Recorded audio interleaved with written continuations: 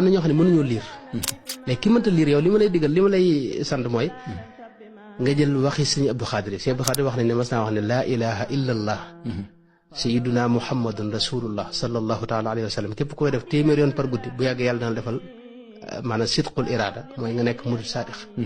te loolu mooy xol bu jag maanaam xol bu jag mi ngi ci murid saadix mun sax dëgg-dëgg xol ba day jag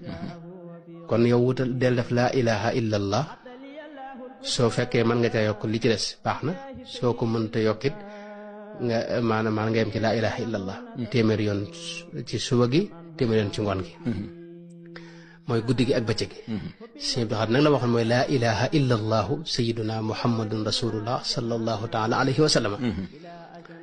boobu rek ngay def ak jéggalu yàlla mooy astaghfirullah al azim nga def ko juróom-ñaar fukki yoon par bis parce que sëñ Tuubaa boo seetee ci wérdul maaxuus juróom-ñaar fukki yoon la def istixfaar la wax ne lim boobu la ci yoon la ci def te yonent bi alayhi salaam lim boobu la wax gis nga alxuraan in tastaghfir lahum 70 marratan juróom-ñaar fukki yoon moo tax juróom-ñaar fukki lim bu am solo la boo xam ne sëñ Tuubaa moom la jëfandikoo ci wérdul maaxuus moo tax ma jàpp ne képp koo xam ne itam saxal nga ko par bis yàlla la far sa bakkaar yi nga amee yëpp moo tax kon nit yow bu fekkee mënoo liir daal yemal ci ñaar yi laa ilaha illallah téeméer ci bëccëg bi téeméer ci guddi gi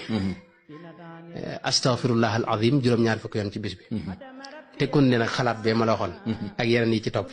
xam nga loolu ba tey li ma la waxagun fi ne jëlagut temps li ma la waxagun fi ne laa ilaha illallah mën nga ko def fii ci 10 minutes yaakaar naa suba gi 10 minutes ci ngoon gi loolu 20 minutes la astaghfirullah moom it ma 10 minutes daanaka astaghfirullah al azim 70 fois nga wax ko wax ju leer nag léegi loolu ba tey xam nga ay 10 minutes lay jël kon jëlagu daanaka ay amoo sax une heure de temps loolu lépp mën koo def ci suba gi bala nga xëy bu fekkee da ngay liggéey kon loolu mooy xaajub ñaareel muy tudd yàlla ak fàttaliku ko fexeel ba xéwal gu ñëw nga delloo ko ci kilo ko xéwale wax naa la li ci sëñ bi wax fexeel ba itam di tudd yàlla sa làmmiñ dégg nga te sa làmmiñ nag nga moytu cee wax loo ci wërta wax xam naa loolu kon mooy xaajub ñaareel bi ñu jàll kon ci bi ci topp wasalaamu aleykum wa rahmatullahi wa barakaatu